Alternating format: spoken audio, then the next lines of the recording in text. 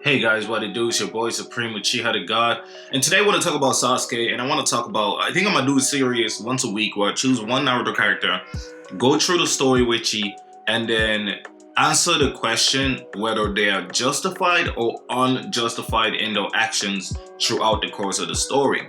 So we're going to start with Sasuke. We're going to use yourself as an example, right? You a little kid, bro.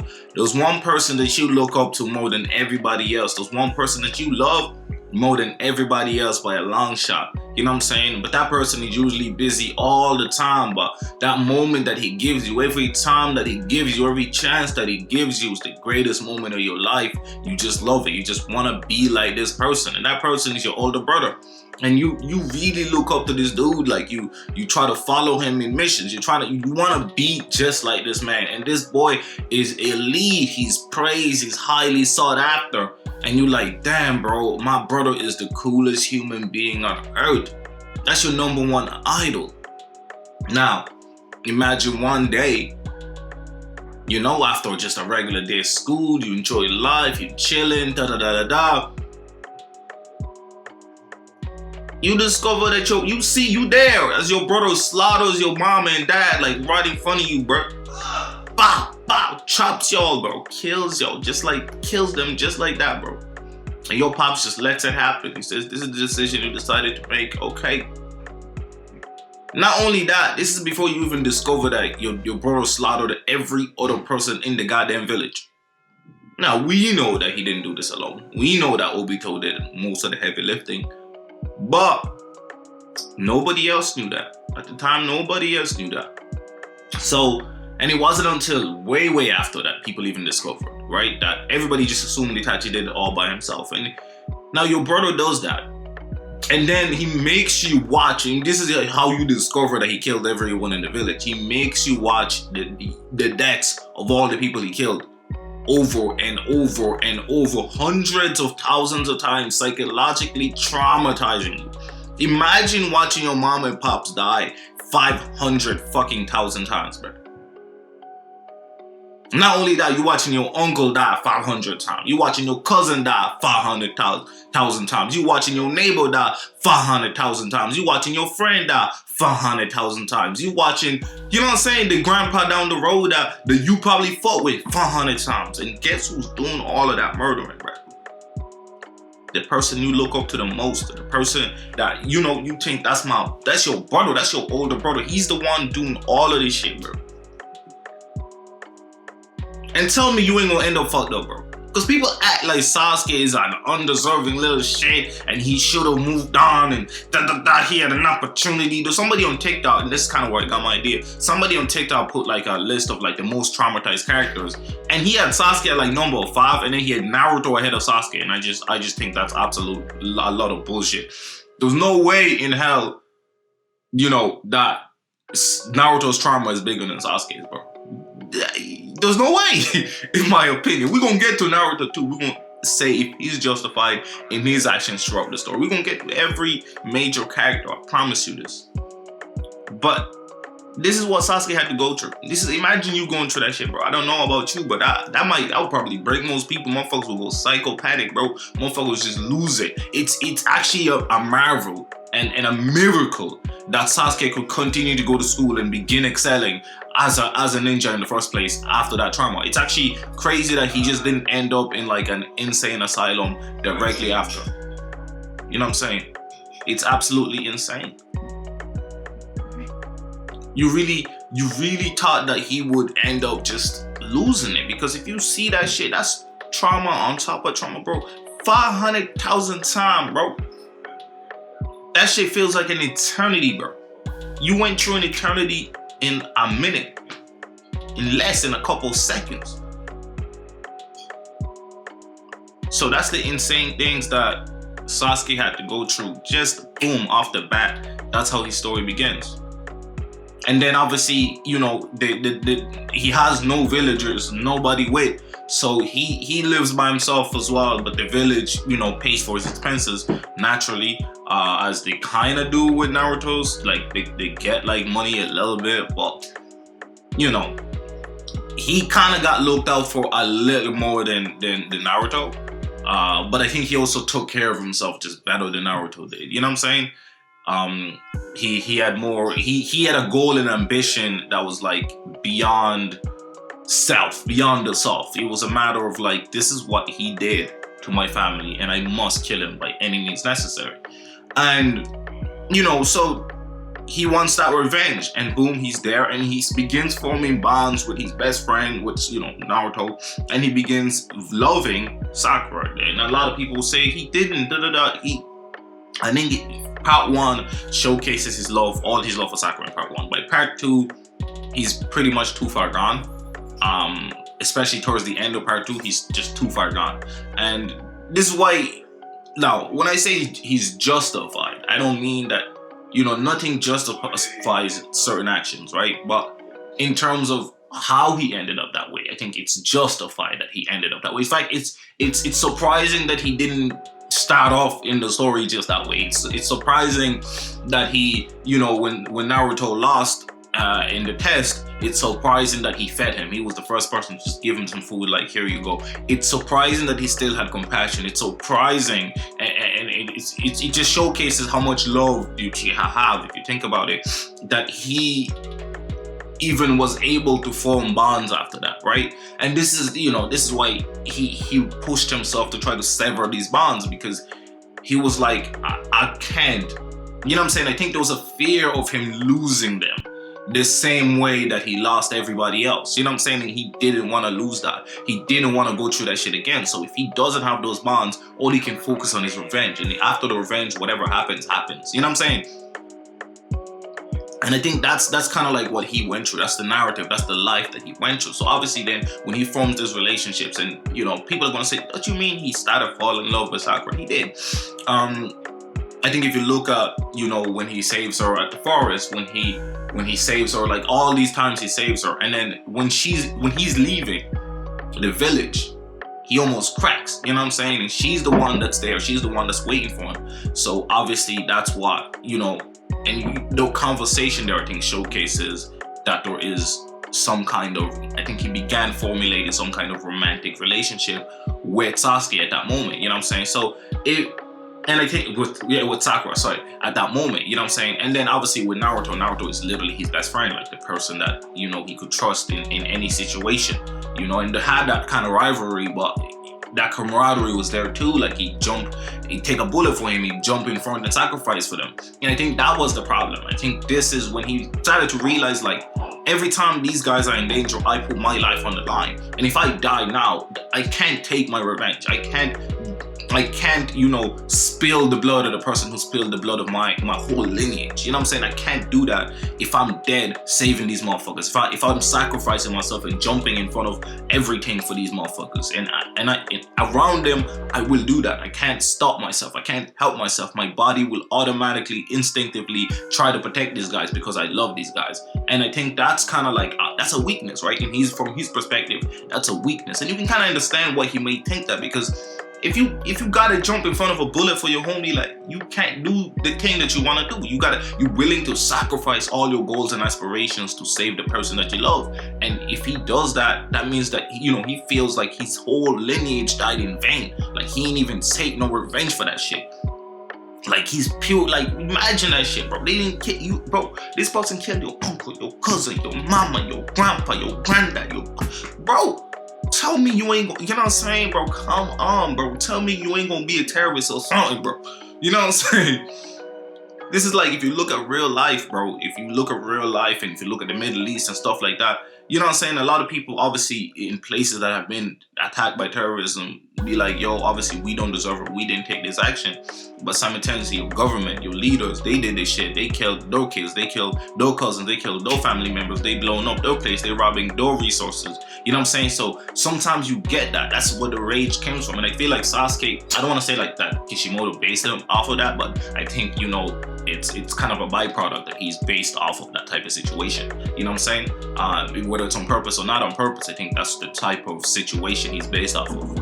You know what I'm saying? So it's a great narrative, I think, when it comes to Sasuke and why he ends up becoming the way he does. And even then, he almost didn't go. He was going to stay and not necessarily forget his revenge, but I think he was going to continue onwards.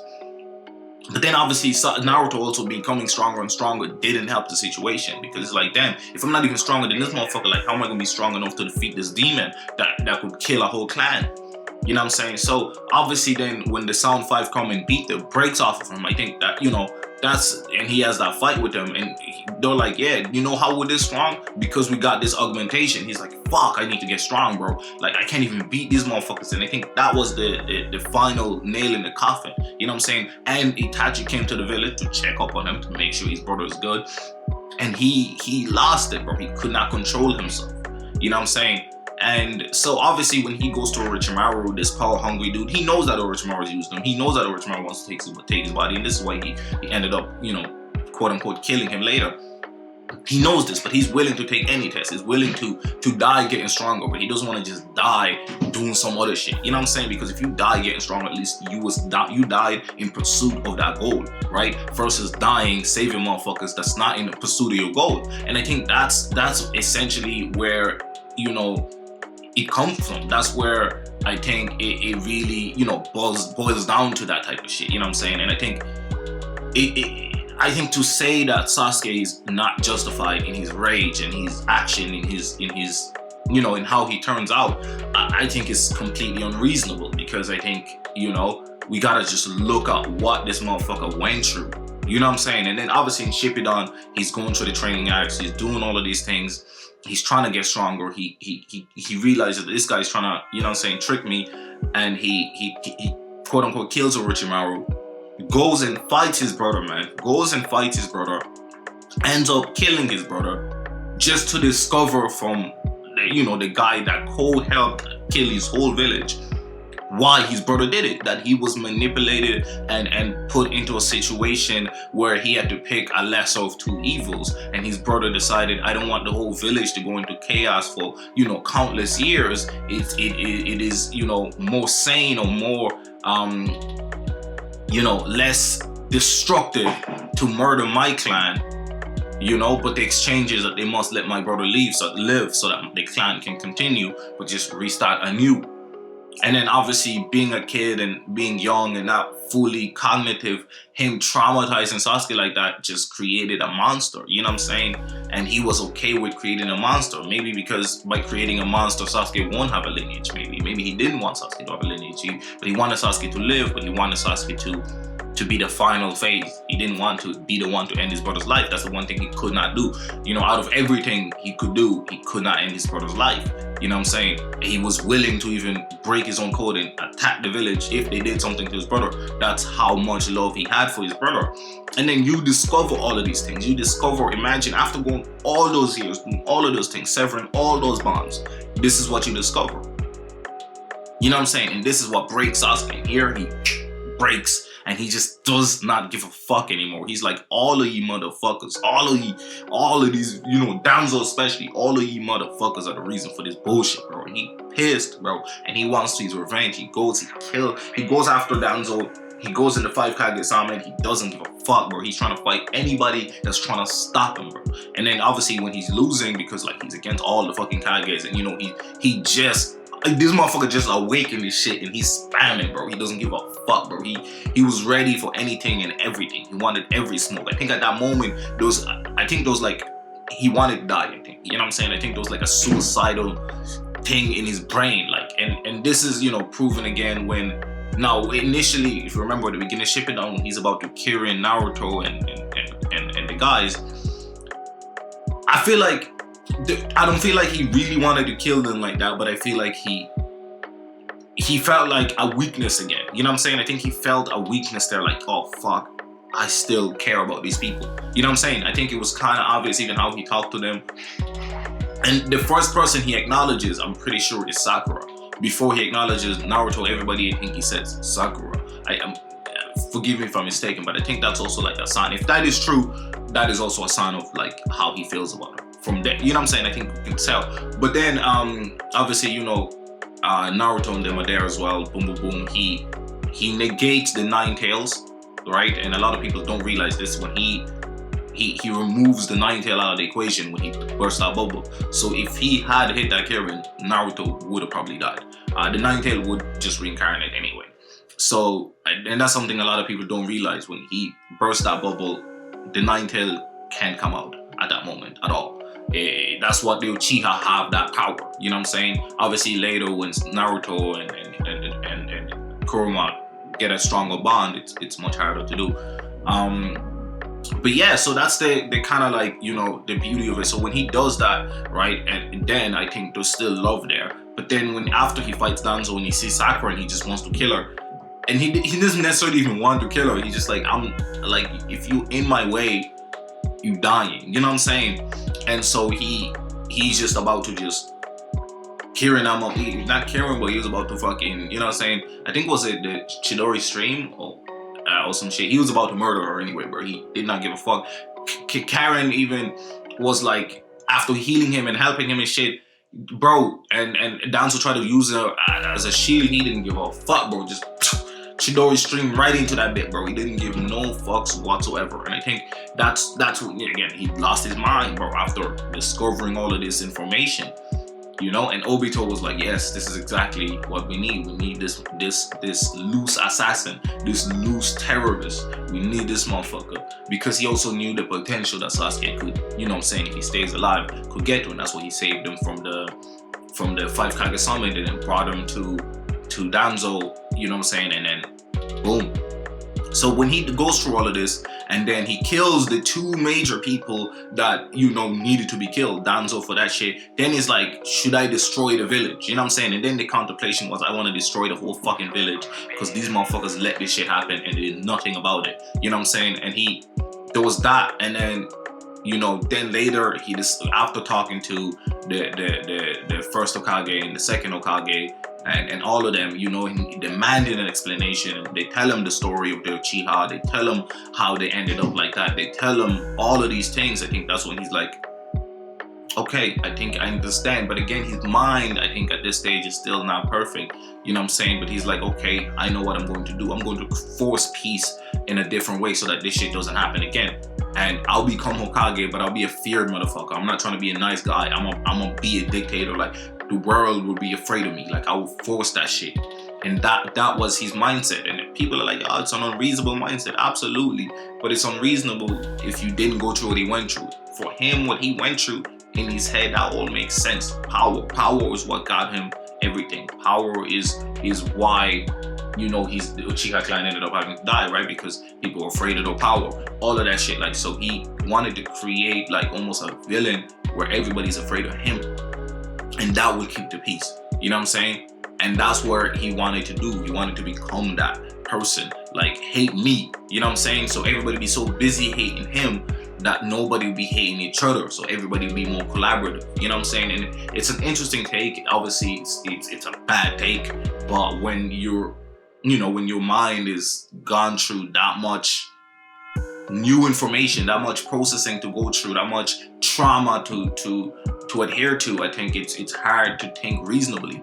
And so, yeah, he goes through that shit, bro, and he comes out the other side, and there's one turn up his fucking backside, bro, after he just saved the fucking world. Because again, without him, they lose. They all fall under that Genjutsu. Sasuke is probably more needed than Naruto in that whole situation during the Infinite Tsukioni, because he's the only person that can block it. Nobody else could block that shit. He's Renegon and he's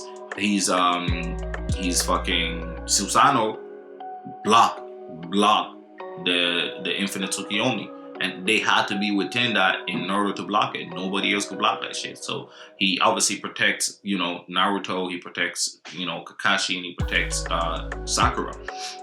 And again, you know, and this is kind of like where we at. And then so obviously when he fights Naruto for that, you know what I'm saying, for the right to rule, and he loses, or, you know, they quote unquote draw, but he loses the philosophical debate where, you know, he felt rage and anger and all these things of what you need to be strong, while Naruto was like, nah, you can do it with love, you can do it with this, you can do it with that. And I think that's where I think Sarada would become, I think, the first Uchiha, and she was the first Uchiha to even unlock her Mangekyo or Sharingan from love.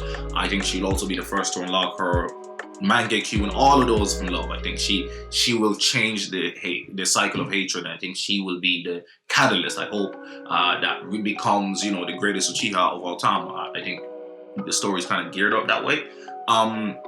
But yeah, that's Sasuke's story, and I think it's undoubtingly, like, I think his rage is absolutely justified. All these actions, all of that shit is justified in terms of it makes sense for him to end up like that. It's actually surprising that he didn't end up much worse. You know what I'm saying? He really, you think he'd have been in the Akatsuki from fucking day one type shit. He would just dip the village and just went his own way and ended up in the Akatsuki and ended up all of that shit, bro. Bro, honestly, bro, that's, you know, that's a guy that went through trauma. Like, that's a lot of fucking trauma. I don't know if he's the most traumatized character, but if he's not one, he top two. But he not two, he top, you know what I'm saying? We're gonna get to the bottom of that. But yeah, what you guys think? Do you think that, you know, Sasuke's actions are justified or not? Do you think that, like, nah, it doesn't matter what he went through, you know, he should have been strong enough mentally, even as a fucking, 9-year-old, 8-year-old, to just deal with it? You know what I'm saying? A 10-year-old, by the time he was 10, 11, 12, he should have just been grand and made friends and continue living life regular. You know what I'm saying? After going through that type of trauma. You know what I'm saying? After seeing the death of all these family members 500,000 times, like, he should have just said, fuck it, it's gang. You know what I'm saying? So what do you guys think? It's been your boy, Supreme Uchiha the God. Hey, I really enjoyed having this conversation. I hope to do more videos like this. I'm out. Hey, yo, subscribe. We're trying to hit that 1K, baby.